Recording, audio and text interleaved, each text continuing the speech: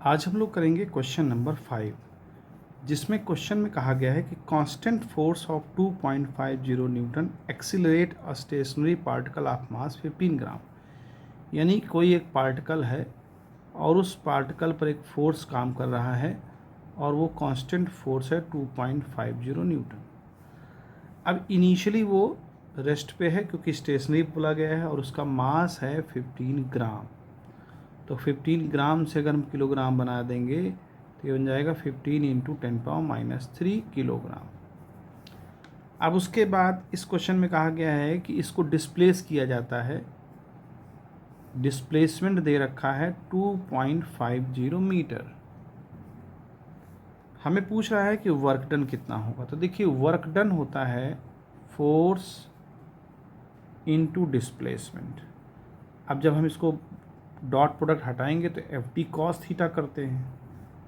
Force हमारा है 2.50, displacement है हमारा 2.50 और चूँकि फोर्स भी इसी डायरेक्शन में है, डिस्प्लेसमेंट इस डायरेक्शन में, तो cos 0 हो जाएगा।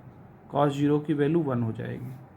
तो आ जाएगा 625 और डेसिमल के 2 पॉइंट, ये हमारा वर्क आ जाएगा 6.25 जूल।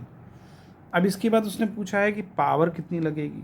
तो पावर का फार्मूला होता है वर्क अपॉन टाइम, बट यहाँ टाइम नहीं दिया है तो टाइम हमें फाइंड आउट करना पड़ेगा न्यूटन के इक्वेशन से।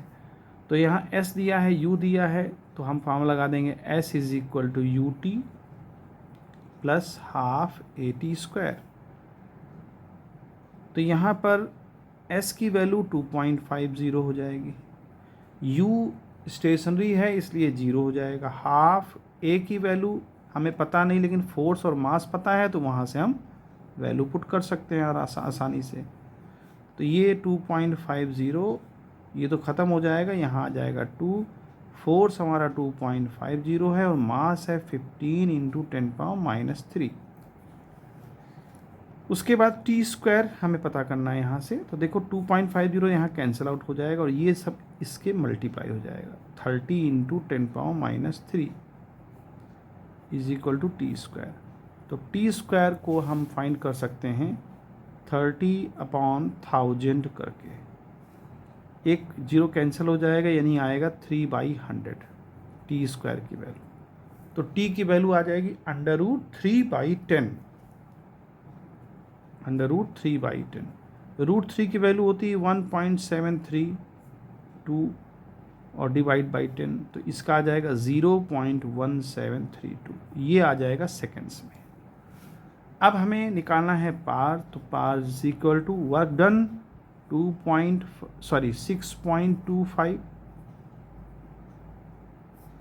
6.25 और टाइम हो जाएगा हमारा 0.1732।